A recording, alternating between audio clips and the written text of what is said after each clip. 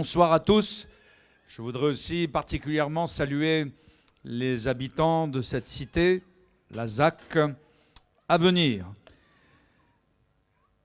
Une des dernières visions physiques que Jésus nous a laissées lorsque nous lisons l'Évangile, après que Jésus ait sacrifié sa vie sur la croix pour le pardon de nos péchés, Christ est mort pour nos péchés, nous dit l'Évangile, après qu'il soit ressuscité des morts et qu'il ait vaincu la mort, car Jésus est réellement ressuscité, nous croyons qu'il est vivant.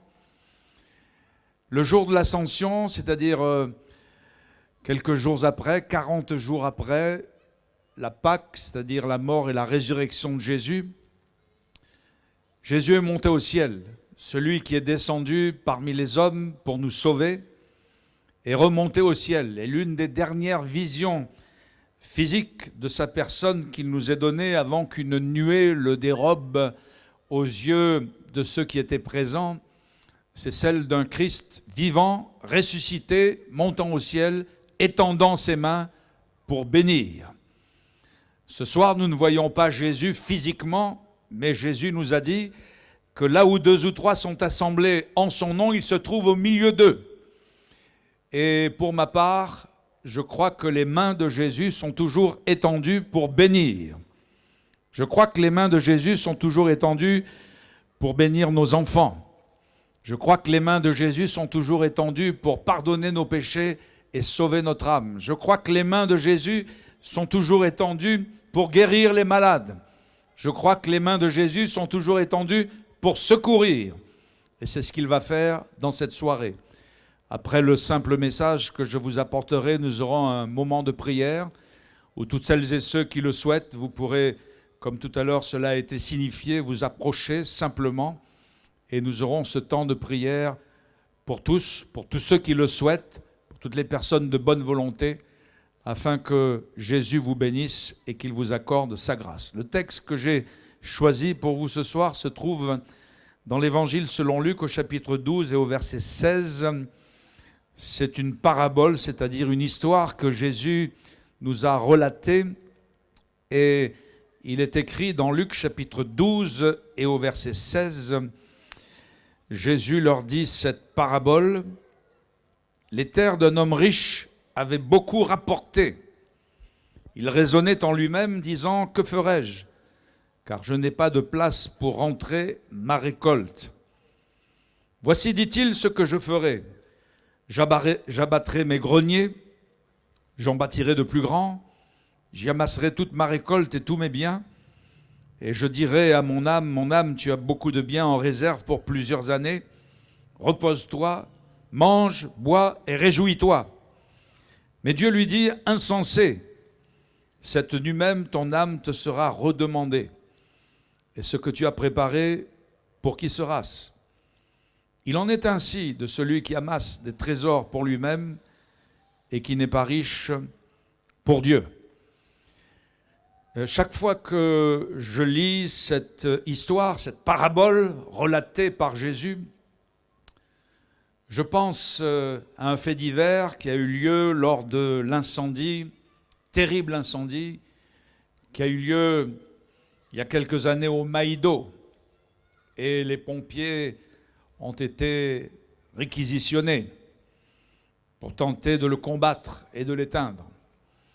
Et j'ai entendu ce témoignage d'un pompier qui était dans une équipe dans laquelle il y avait un jeune lieutenant qui dirigeait les opérations.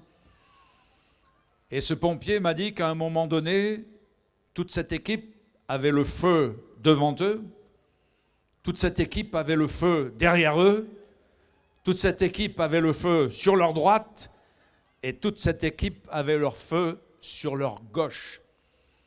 Et le chef d'équipe qui était là, ce jeune lieutenant, a crié dans l'incendie, « Les gars, nous ne sommes propriétaires de rien. Les gars, nous ne maîtrisons plus la situation, nous ne sommes propriétaires de rien. » Et quand je pense et quand je lis à cette parabole, eh bien, cette pensée m'est venue et elle me revient souvent, chaque fois que je la lis. Nous ne sommes propriétaires de rien. Le contexte de cette histoire, c'est un problème d'héritage. Les gens s'étaient disputés pour des questions d'héritage et une personne est venue, il a dit « j'ai des problèmes avec mon frère, il ne veut pas partager l'héritage ». Et Jésus leur a dit « écoutez, débrouillez-vous avec vos questions d'héritage. Si vous voulez en créole, il ne garde pas moins ». Et puis, c'était une toile de fond aussi d'avarice. Jésus avait dit, avant de raconter cette histoire, cette parabole, « gardez-vous avec soin de toute avarice ». L'avarice, c'est la cupidité. L'avarice, c'est l'amour de l'argent. En créole, il aurait dit « arrête, fais le rapion ». Et en lisant cette histoire, dans ce contexte, ce thème « nous ne sommes propriétaires de rien » est très adapté. Nous ne sommes propriétaires de rien. Premièrement, l'homme n'est pas propriétaire de son avenir. Et au travers de l'histoire de ce riche qui était sûr de lui, qui était fort, humainement parlant, de par ses richesses, de par son argent, il disait « je ferai », il disait « j'abattrai », il disait « j'amasserai », il était fort de lui-même, sûr de lui-même. Il aurait pu dire, si Dieu le permet, comme le disaient certains anciens, s'il plaît à Dieu, expression qu'on entend aujourd'hui de moins en moins. Jésus lui a dit, cette nuit même, ton âme te sera redemandée. Nous ne sommes propriétaires de rien et nous ne sommes surtout pas propriétaires de notre avenir. Tu n'es pas propriétaire de ton avenir. Aujourd'hui, nous sommes sur terre et demain, nous pouvons être sous terre très rapidement. Il n'y a pas que les vieillards qui s'en vont dans l'au-delà. Des jeunes peuvent être pris aussi par la mort, hélas. Des gens en pleine santé, des gens dans la force de l'âge, hélas, peuvent être pris par la mort comme l'animal qui est pris ou l'oiseau qui est pris dans le filet. La mort frappe. Elle frappe tout le monde, les enfants, les jeunes, les personnes dans la force de l'âge. Et puis, reconnaissons-le, il y a sur notre planète, depuis la nuit des temps, et cela ne cesse de s'amplifier aujourd'hui, beaucoup de violence. Il y a, hélas, beaucoup d'insécurité. Déjà, l'époque de Jésus était marquée par des faits divers assez lourds. Il y avait une tour qui était tombée sur des Galiléens qui étaient de passage. On appelait cette tour un monument, une sorte de monument historique, la tour de Siloé. Et il y avait eu dans ce fait divers des victimes. Et Jésus relate ce fait divers en disant « Mais croyez-vous que ces gens aient été de plus grands pécheurs que vous ?» Non, dit-il, et si vous ne vous repentez pas, vous périrez tous également. Et puis il y avait eu aussi un fait divers dramatique qui touchait à l'extrémisme religieux. Pilate avait mêlé le sang des innocents à un sacrifice qu'il avait organisé. Et Jésus de dire, croyez-vous que ces victimes dans ces sacrifices étaient de plus grands pécheurs que vous? Et Jésus de dire, si vous ne vous repentez pas, vous périrez tous également.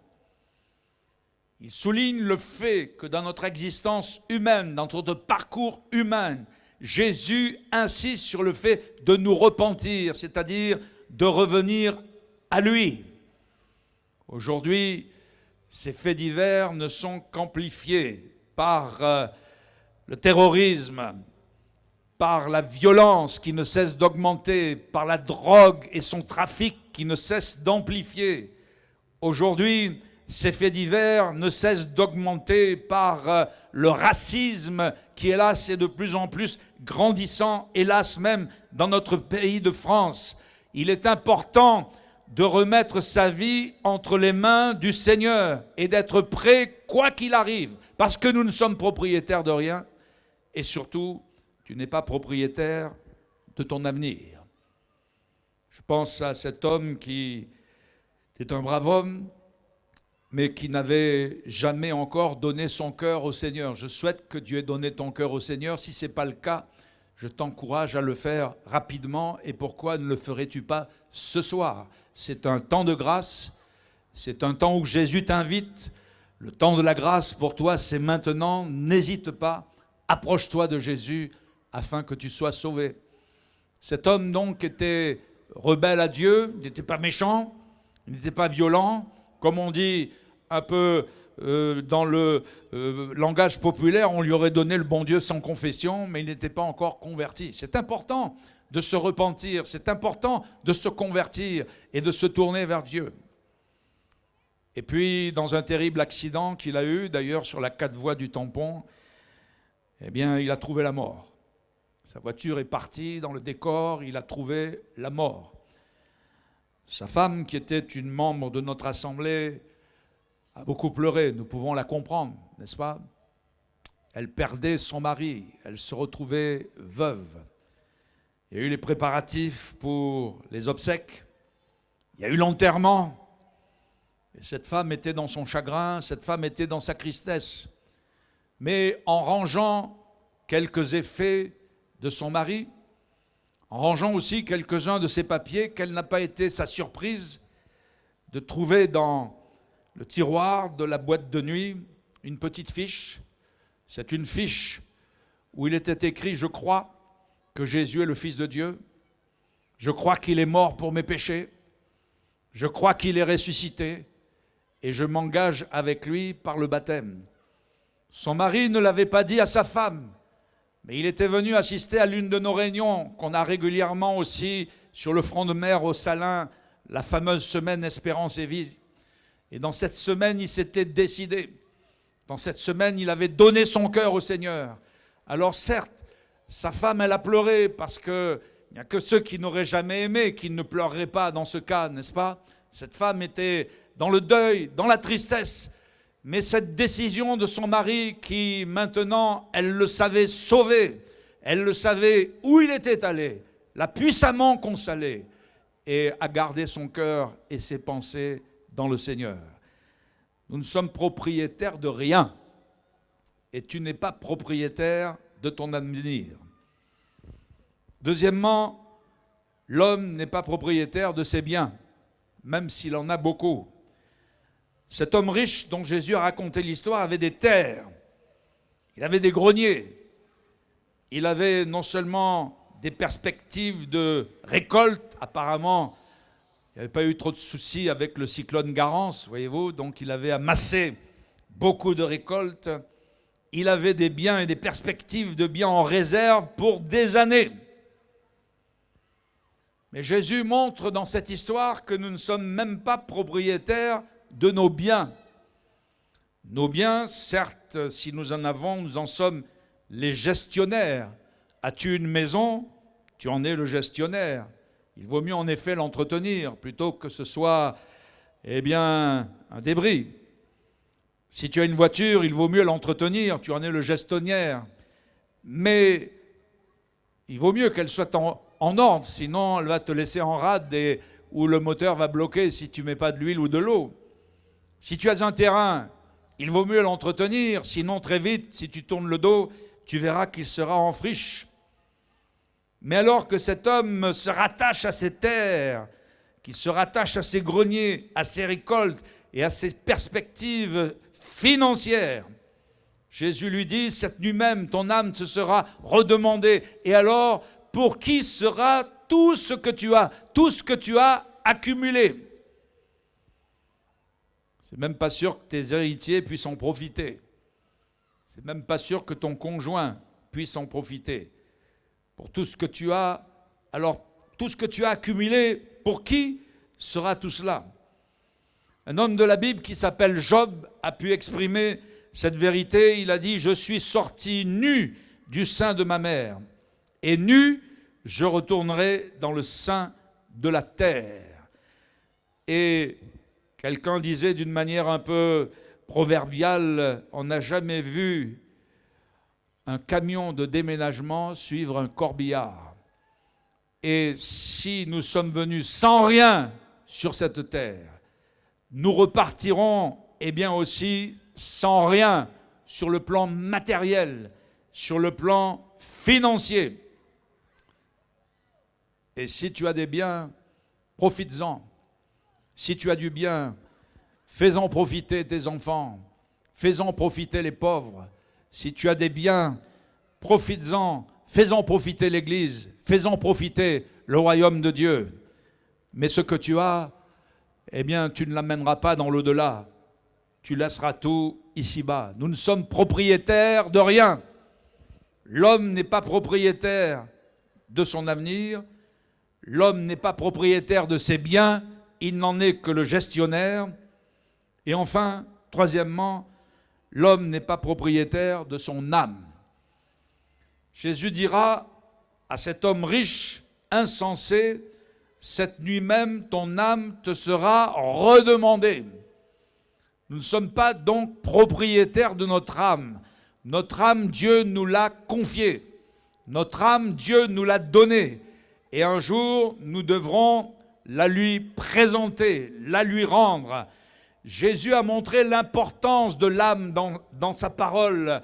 Et souvent, nous en sommes pas trop conscients. Nous sommes tellement pris d'une chose ou d'une autre. Le monde tourne comme dans un tourbillon.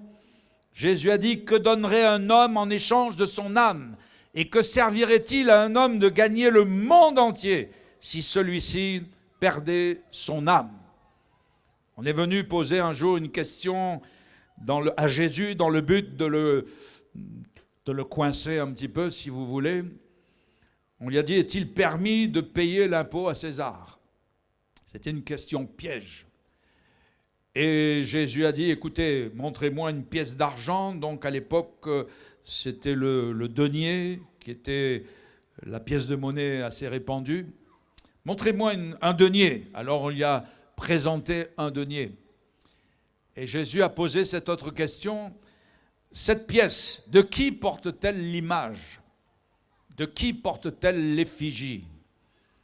C'était assez simple de dire que cette pièce, ce denier, porte l'effigie, c'est-à-dire l'image de César. Et Jésus a pu dire cette expression qui est devenue aussi proverbiale, mais que beaucoup ne savent pas l'attribuer même à Jésus. Jésus a dit, rendez à César ce qui est à César et rendez à Dieu ce qui est à Dieu. De toute manière, si on n'aura pas à César ce qui lui appartient, il va le prendre de force. C'est pour cela que Jésus a dit, il faut payer les impôts. Mais Dieu n'est pas un tyran. Dieu n'est pas un despote. Rendez à César ce qui est à César, mais rendez à Dieu ce qui est à Dieu. Nous sommes libres de le faire. Et l'évangile que nous annonçons s'adresse avant tout à des hommes et à des femmes de bonne volonté. Revenons à cette pièce d'argent. De qui porte-t-elle l'image? Elle portait l'image ou la marque de César. Et si nous mettons notre vie, ce soir simplement devant Dieu et devant notre conscience et devant notre bon raisonnement, de qui porte-t-elle la marque? Notre vie porte l'image de Dieu. L'homme a été créé à l'image de Dieu.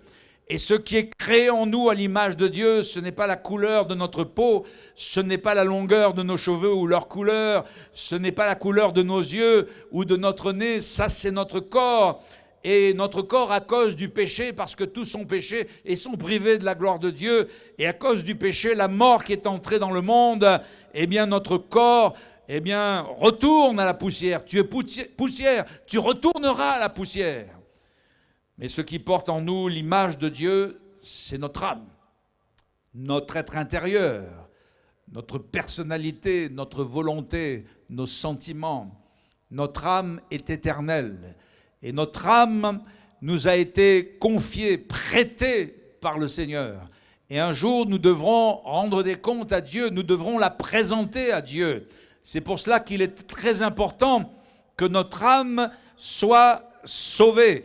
Et Jésus est venu pour sauver notre âme.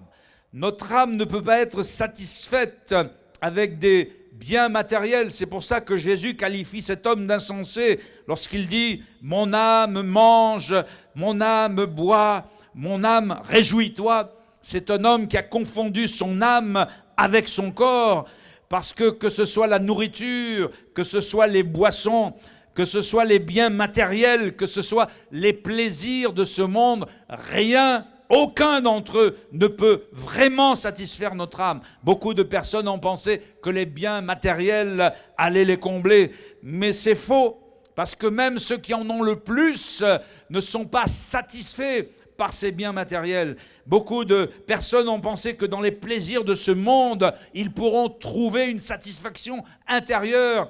Mais c'est faux. Et en plus, les plaisirs de ce monde, la clé de ces plaisirs, c'est souvent dans la boue ou dans la saleté. Passez-moi l'expression qu'il faut aller la trouver. Je pense à ces addictions d'alcool, de drogue, et j'en passe, qui font que notre âme n'est pas satisfaite par les plaisirs de ce monde. Il y a dans le cœur de l'homme comme un gouffre d'insatisfaction. Et il n'y a que Jésus et que la présence de Dieu qui peut combler ce vide et ce gouffre. Jésus est donc venu chercher et sauver ceux qui étaient perdus. Ce qui est perdu, ce n'est pas seulement votre santé si celle-ci est défaillante. Ce qui est perdu, ce n'est pas seulement votre couple si celui-ci est sur les bords et les précipices du divorce. Ce qui est perdu, ce ne sont pas seulement vos affaires si elles sont en zone rouge. Ce qui est perdu, c'est votre âme. Mais Jésus est venu chercher et sauver ceux qui étaient perdus. Et Jésus est le sauveur de ton âme. Il n'y a sous le ciel aucun autre nom qui ait été donné sous le ciel parmi les hommes par lequel nous devions être sauvés. Et c'est pour cela que Jésus est venu sacrifier sa vie pour chacun d'entre nous. C'est pour cela qu'il a offert son sang. Il a accepté cette mort horrible sur la croix.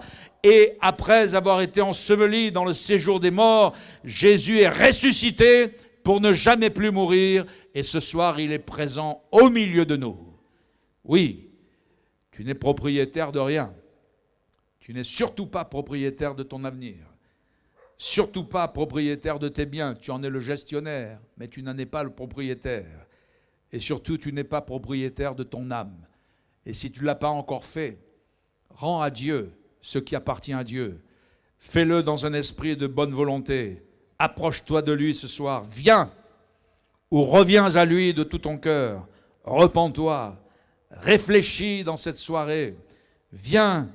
Reviens à Dieu afin que tu sois riche pour Dieu, riche de sa présence, non seulement pour ce temps, mais pour l'éternité, riche de son salut, par le pardon de tes péchés, le salut de ton âme, riche de Dieu afin de ne pas t'appuyer uniquement sur ta force, sur ta sagesse, mais sur Dieu, riche pour Dieu, afin d'éviter tous les problèmes d'héritage qui suivront ton départ. Et si Jésus a mentionné cela, c'est peut-être parce qu'il vaut mieux les régler de son vivant qu'après sa mort, parce qu'après sa mort, ça crée beaucoup d'inquiétudes et beaucoup de problèmes. Et si Jésus a raconté cette histoire, c'est pour nous garder avec soin de toute avarice, afin que, si tu n'as pas de bien, Jésus devienne ton or et ton argent et ton trésor. Et si tu as des biens, eh bien, fais-en profiter déjà toi, ta famille, les pauvres, l'Église et l'œuvre de Dieu. Et c'est ainsi que tu seras riche pour Dieu et que dans ta vie, tu jouiras d'une plénitude, d'un épanouissement et du bonheur.